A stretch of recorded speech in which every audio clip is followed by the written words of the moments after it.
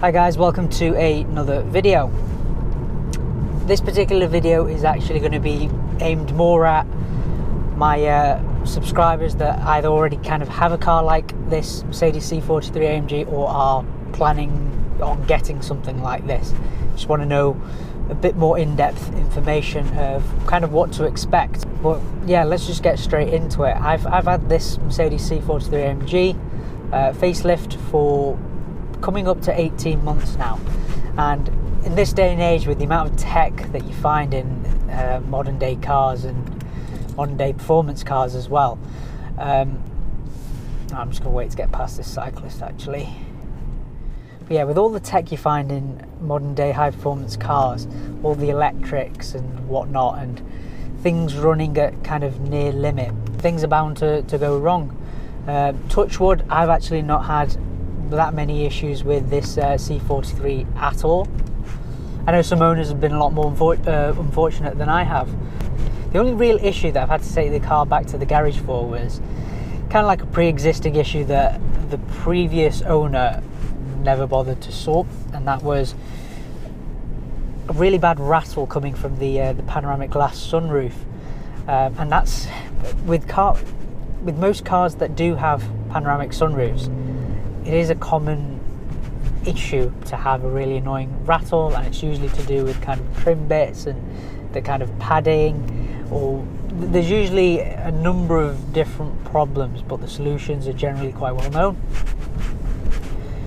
Now, when I first took it in just for a quick check, the first solution is usually something around here.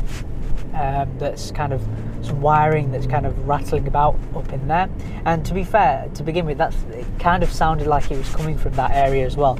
I had a technician pop out with me in the car. They identified like there was a rattle, took this kind of apart and looked into it, rearranged the foam padding in there as well, and put it back together whilst I was kind of there. But that didn't actually solve the issue, so I had to book the car in to actually be properly looked at. Oh, is that Taycan?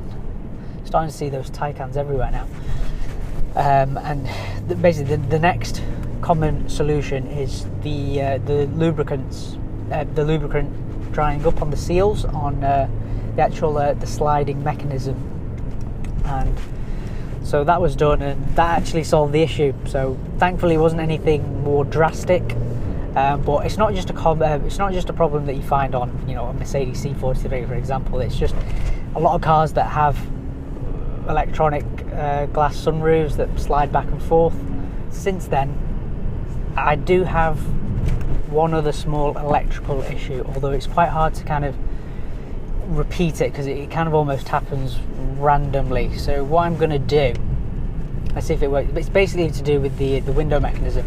So like any normal car, the up and down buttons on the windows, really bad road here, you can light press it, and that kind of, you know, controls it. Or if you press it all the way down, it'll go all the way up or all the way down. Something on that is wrong. Let's see if I can do it. Alright, so hard press it so it goes down fine, but if I were to raise the window with a kind of a double press, oh, it worked then. See, I tried to do this on camera yesterday and it happened. Well, let's see if we can do it again.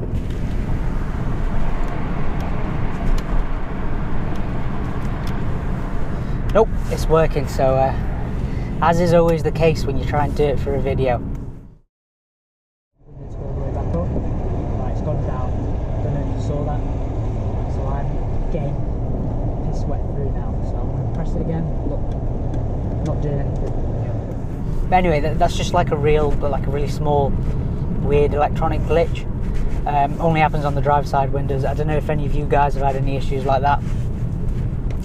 But in terms of, you know, kind of like other problems, that is, you know, again, touch wood, that's pretty much it. I've had instances where the screen won't turn on when I jump into the car for like prolonged periods. Usually the solution to that is to kind of turn the ignition fully off.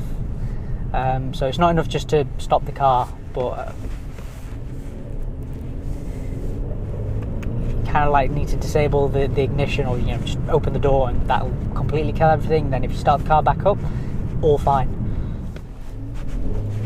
performance wise,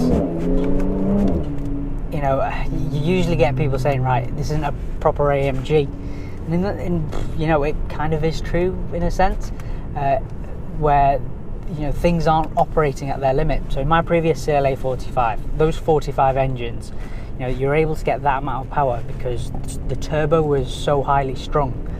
You know, the boost pressure that those turbos were creating was kind of crazy, and that's kind of how you're getting pretty much near 400 horsepower. So they were notorious for actually going, you know, usually shortly after the warranty period expired. Out of 4 people that I knew that had, they all had A45s, 3 out of 4 of them had needed turbo changes. That's not something you'd expect to have in a C43.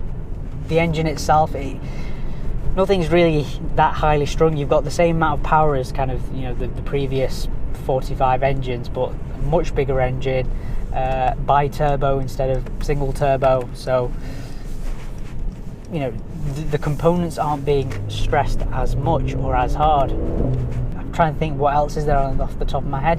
I have noticed that with this 3-litre bi-turbo V6, after almost pretty much any kind of journey, you kind of turn the engine off, step out the car, the radiator, the fans are running like really loud afterwards. Like, you know, you walk away from your car, you can hear it. At first I thought, right, is this my car? You know, am I driving it too hard? But, you know, this is literally on completely normal journeys where I'm not dragging the car in any way, shape or form. But it's something that I've noticed I've seen it on other C43s as I've just walked past them, where they've parked up and everything, and the fans are going full speed. I've noticed it on C63s as well. So I don't know if that's just the size of the engine and it requires more cooling.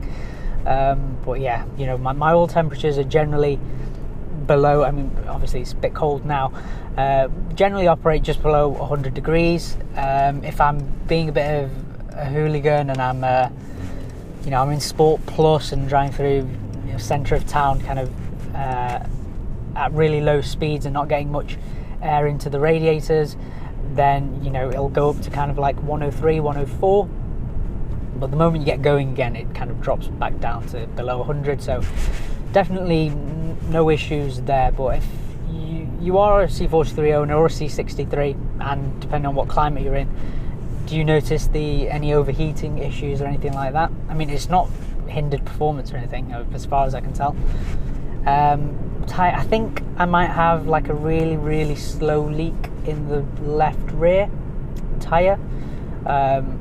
It just loses a bit of air. I put air in kind of like once every 4 to 6 weeks, and I run roughly 42 psi up front, 39 psi at the back, which I find is quite a happy medium between kind of, you know, getting good MPG on the motorway and, you know, obviously overinflating tyres and underinflating tyres. So they have it in literally almost 18 months. I've not really had any glitches or issues with this C43, and fingers crossed it stays that way. If you do have any more questions, guys, about this C43, my previous CLA 45, do let me know down in the comments below. And as always, thanks for watching, and I'll see you in the next one.